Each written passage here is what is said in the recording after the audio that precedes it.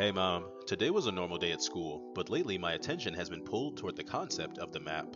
By the map, I mean the literal act of looking at a globe and asking where's next. Not in a dreamy abstract sense, but in a logistical strategic one. The map represents potential energy. Every country is a possibility. Every city is an experiment waiting to be run. And the more I actually sit with it, the more I see that the map is not about infinite freedom. It's about filtering. Weather, safety, culture, food, infrastructure, and technological environment immediately narrow the world down. What looks limitless at first glance quickly becomes a short, serious list. The first shift came from recognizing the map as a constraint filter. It's easy to romanticize mobility and say that I can go anywhere. In theory, that's mostly true. In practice, the world shrinks the moment I apply standards. I don't want extreme winters, I value safety, I want strong food culture, and I prefer places that are globally connected. When those filters are applied, whole countries fade away. That isn't a loss of freedom, it's a refinement of it.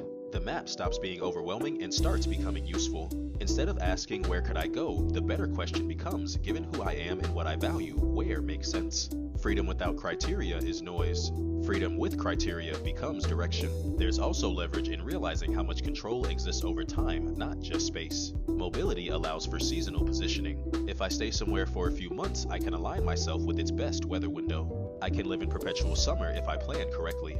That reframes geography as something dynamic rather than static. Instead of committing to endure a place at its worst, I can rotate through places at their best. The map becomes a tool for climate engineering on a personal level. I create a temporal arbitrage by positioning myself where conditions are optimal rather than tolerable. Another piece of the puzzle is technological geography. Some places aren't just cities, they're accelerators. Silicon Valley in the United States and Shenzhen in China are not attractive because of scenery. They're attractive because they're forward-moving systems. Being physically present in a place experimenting with AI, robotics, hardware, fintech, and autonomous systems changes what you see, what you talk about, and what opportunities cross your path. The map reveals that innovation is unevenly distributed. Proximity matters and exposure compounds.